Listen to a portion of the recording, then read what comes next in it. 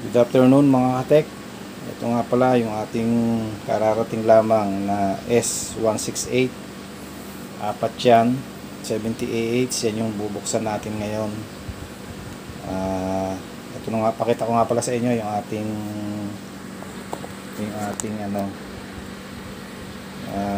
Samsung. Yan. Naka-off-grid tayo ngayon. Yan, naka-full charge yung ating battery. Tanong nyo kung bakit may tenga. So yan yung tenga yan, yan yung blower sa exhaust. Bakit meron exhaust at blower? Kapag ang pyesa ni inverter ay uminit, automatic aandar yung blower niya sa ilalim. Yan, nasa ilalim. Yung isa, yung pinakita ko sa inyo, yon. Sabihin, bakit naandar yon? Kapag umaandar yon, kapag ang pyesa ay nainit, may thermal heater yan sa loob, sensor. Pag na-reach niya yung mainit na setting, halimbawa 38, aandar na yung fan. So bakit sa ulitin ko again, sa aming mga technician na hindi namin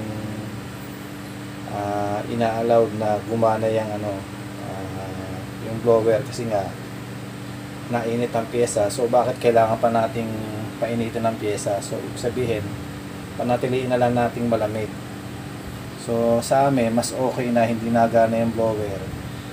Yan na lamang yung ating pinapagana, yung external blower niya, saka exhaust. Bali tatlo yan. Itong isa ay yan yung blower, yan yung exhaust, yung nasa baba ay blower din. Yan, blower din yan. Ang ating consumption is 236. Naka-float ang ating controller.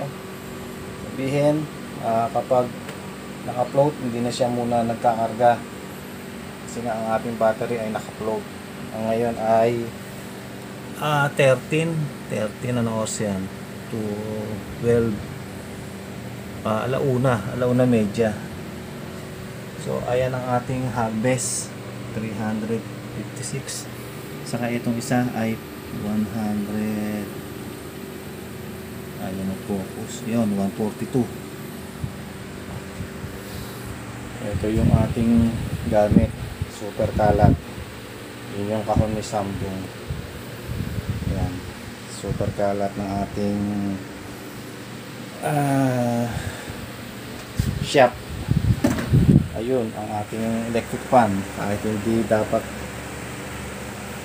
paganahin, ay napipilitan tayong paganahin kasi nga ay overcharge naman tayo. Nakapanghinayang naman, napatayin pa natin yung breaker ng panel. Sayang naman. Di buksan na lamang ang lahat ng electric fan o mga gamit na dapat tumaas yung ating consumption. Ang load nga pala niyan ay isang inverter na rep. Sa ngayon ang nagana niyan ay 6 na electric fan, isang router, yun lang. Kaya ni Samsung. Yung mga inductive kong gamit naman ay nakahiwalay yon, wala pang setup yun na solar. Kung napapansin nyo ay ito, yung aking microwave ay tinanggal ko muna kasi nga mataas din ang consumption na isang aking kontador. Yung mga inductive ko, yung motor pump, yung nga microwave, water heater, ano pa ba, water heater, turbo,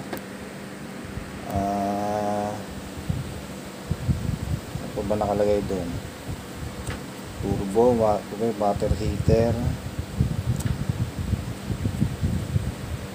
aircon, yung aircon nga pala, aircon, yan, yun ang ating pang pag-iipunan. Ano yun, i-hybrid natin yun, 48 volts kasi nga ay mataas, mataas nga, malaki ang capacity niya. So yun lamang, aabangan nyo nga pala yung ating parameter setting ng ano, ng yung ating parameter setting ng Samsung. Ay gagawa natin yan. Hindi ko palang masyadong asikaso kasi nga medyo busy tayo ngayon. Actually nga ngayon lang ulit ako nakapag video nung dumating si Samsung, kaya tayo uli nakapag video.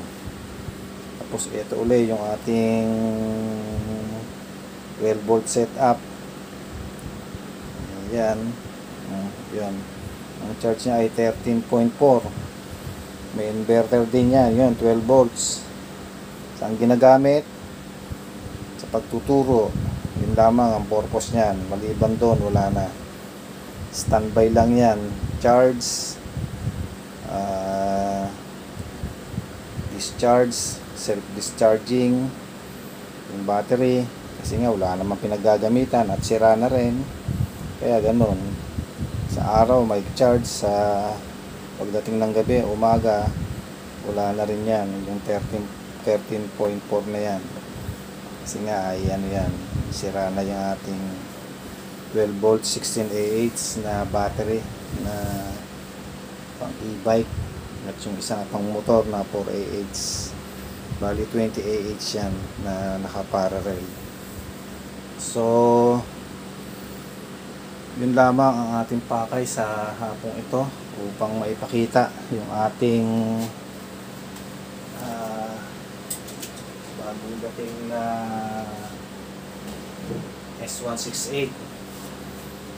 Bali ano yan, meron niyang BMS na 100 amps at AB na 5 amps. Yun, pakita ko na sa inyo. So pakita ko na, buksan na natin. At katapos ko rin lamang gumawa ng leche plan. Kasi nga medyo malakas na uli ang ating leche plan ngayon at magpapasko na kasi. So siguro mapapansin nyo bakit naka-jacket pa ako. Nakakaya naman kumarap sa inyo na ako nakasando na pambahay na ano, gula-gulanit. Kasi yun talagang pambahay ko. Hindi ako nagdadamit ng maganda pag nasa bahay lang. Okay na sa akin yung gulo-gulanit kasi nga ay presko. Ito nga pala ay in-order natin sa Shopee. Bali pumatak ko na 7,000. Apat siya. Apat na siya, 7,000. Bali 69 ano 69 ano?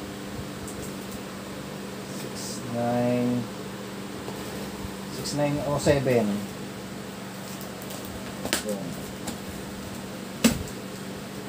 Okay. So at least magkakaroon na rin tayo ng S168 at unti-unti tayong mag-upgrade kasi nga diba nyo naman tayo ay naka gel type na ano 400 Ah. So ito na ang ating 168.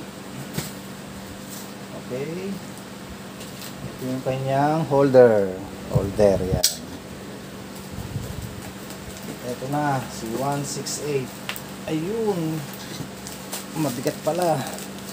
Ayan, 4. Okay, yan 4 siya. So medyo may kabigatan. Ito yung kanyang bus bar. Yung bus bar niya. Yung nut nandito na rin sa K168. So titimbangin natin. Kukunin ko muna sandali yung timbangan ha. Wait lang kayo. Kunin ko sandali para malaman natin kung gaano ang bigat.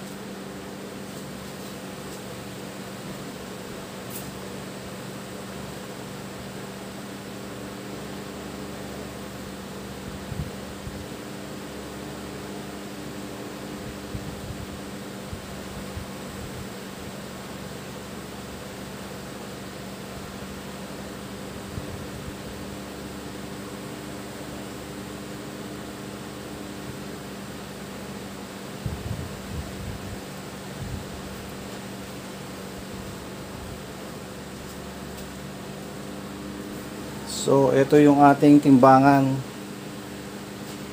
Ito nga pala ay ginagamit ko sa pag ako'y magtitimpla ng mixture ng takoyaki. Dapat lahat ay may timbang. Yan, 0. Timbangin natin kung gaano ang timbang niya. Siya ay pumatak na 7 kilos. 7 kilos siya, mga kapatid. Yan. Okay. 7. So, assemble na natin. Ipakita ko na rin sa inyo kung paano mag-assemble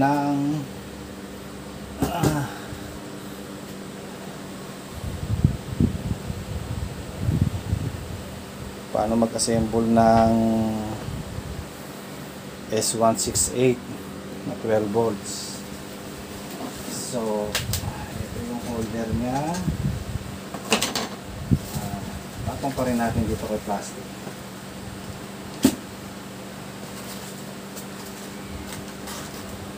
Ito yung bus bar.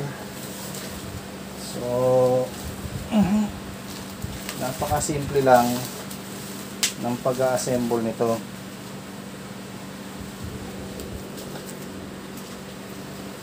So, yung sukat niya ay susukatin pa ba natin? Gusto nyo? O, sige, sukatin natin para kumpleto. Kunin ko yung metro.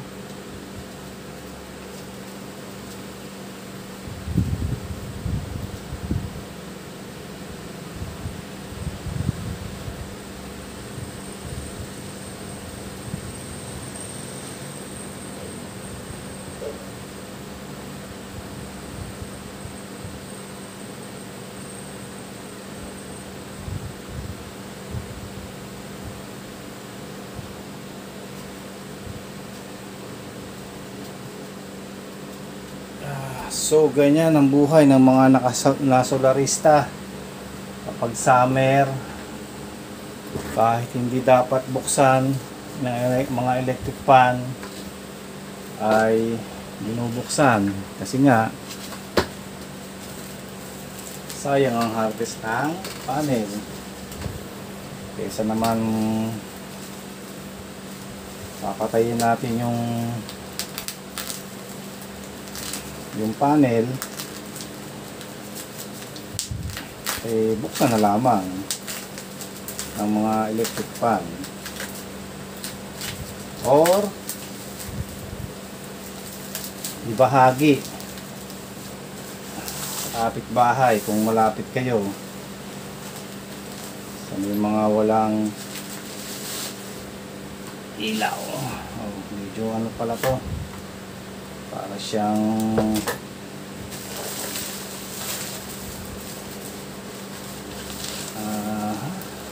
so sinukat natin siya. Yung siyang apat ay 7 kilo.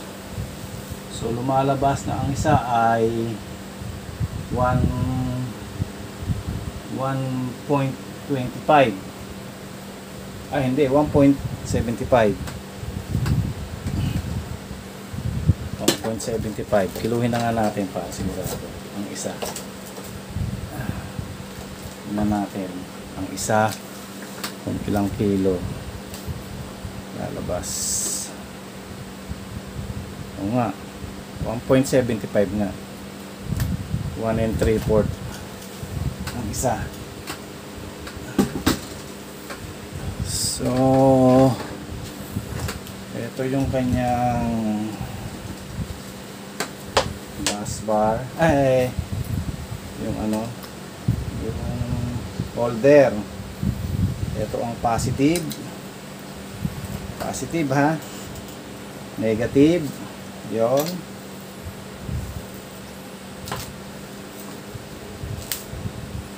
negative, positive.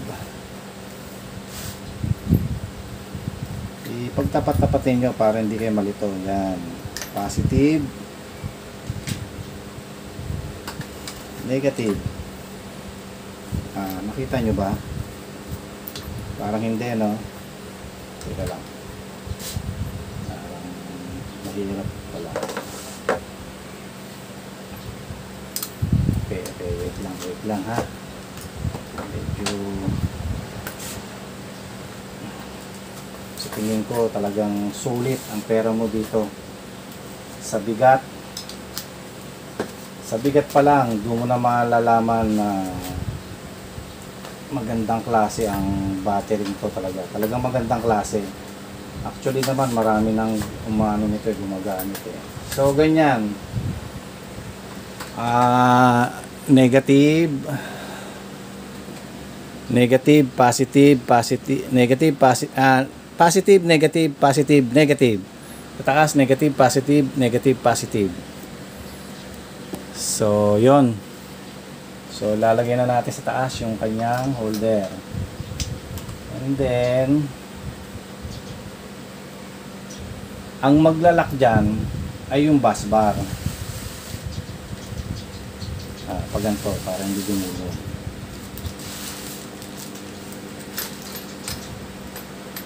So, yan ang maglalak dyan, yung bus bar nya. Pakita natin yung ano nya.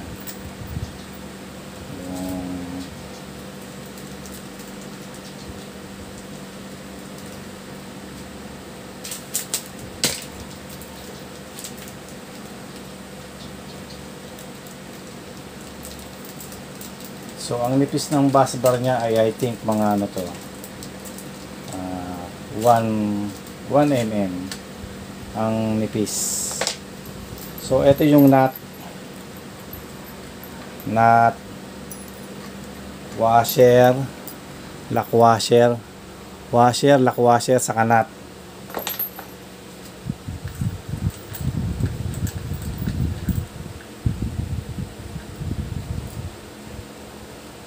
So, lalagay natin yung bus bar dito sa positive, negative.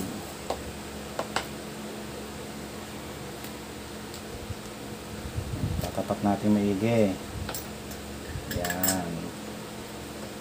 Lock washer at lock washer.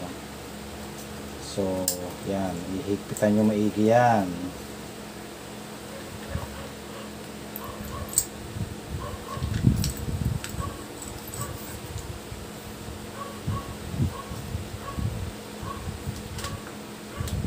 So, yan na. Lalagyan na natin ng bus bar. Yung negative at positive niya, yan, may bus bar. Tapos, dito naman natin i-connect sa ibabaw nito. Diba negative to? Negative.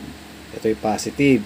Sa ibabaw nito, doon tayo magko-connect dito sa negative at positive. Okay? Sige, tuloy natin.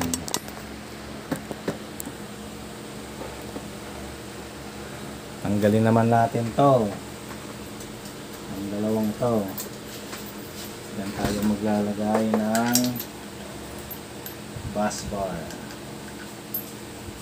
Mamaya masusukat na natin yan yung voltahe niya. So ang bus bar nito ay 8. Ibig sabihin pwedeng pagpatungit yung dalawang bus bar. Pagpapatungin ko na nga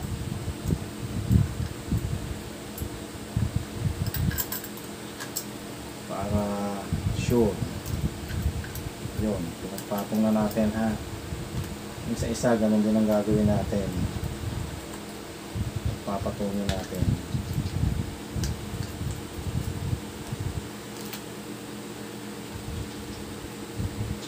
So, yun. Ikabit na natin yung isang ano doon. Yung isang bus bar uli. Doblehin ko lang to. Para sayang eh. Ano nga pala. Walo nga pala tong binigay. So, bakit hindi natin doblehin ang bus bar niya? Wala pa naman ang paggagamitan, gawa ng 12 volts pala ang naman. So sobra pa rin ang dalawa ang kanyang bus bar. So maganda, may extra bus bar. So yun, from here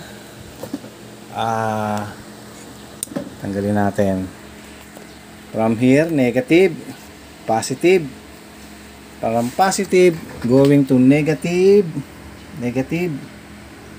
Here, negative. Ayun yung bus bar niya, negative going to positive. From positive here going to negative. So dito naman tayo maglalagay ng bus bar. Yan sa dalawang yan, positive, negative and positive. So masusukat na natin ang voltahe niyan mamaya. Pag naikabit na natin yung bus bar nire. So sobra pa rin ng ano ng kasi ano lang naman magagamit natin bus bar eh. 3, 6 pala. O dinoble pa natin yan, 6. So ang bus bar na padala niya ay 9. So Salamat seller, at marami kang bus bar na pinadala. 9. Actually pwedeng pang ano na yan, 24 eh. Yung bus bar na yan. Actually pwede naman isa lamang ang bus bar. Eh dinoble ko na kasi sayang naman.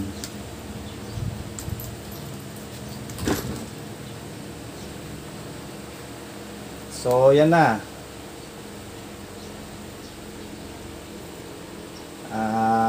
Makukuha na natin dyan ng 12 volts. So ayan, pakita ko sa inyo ha. From here, negative to positive. From positive going to negative. From negative going to positive. So naglagay tayo doon ng isang bus bar. Yan. From positive here going to negative. So from negative going to positive. So from positive going to negative. So ang main negative nito ay ito. Ang main positive nito ay ito. Dapat pag sinukat nyo yan, yung ng meter na yan, ay makukuha tayo ng 12 volts. So tingnan natin kung meron 12 volts. Meron na yan kasi nakalagay na bus bar eh. Hindi pa lang natin nahigpitan. So gusto rin natin may kakabit dyan kasi wala pa tayong active balancer. Meron ako dito na BMS na 100 amps. Hanapin ko pa kung saan ako napalagay. Kalat-kalat kasi ang ating gamit. So yan, naka-auto yan ha. Tingnan nyo, dapat may masukat dyan na 12 volts. Kita ba? Ayan, kita. So negative at positive.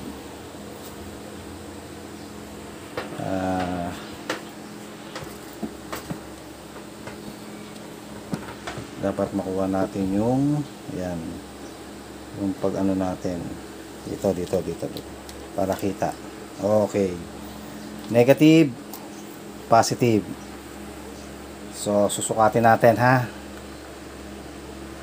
Okay, yun, 13.2.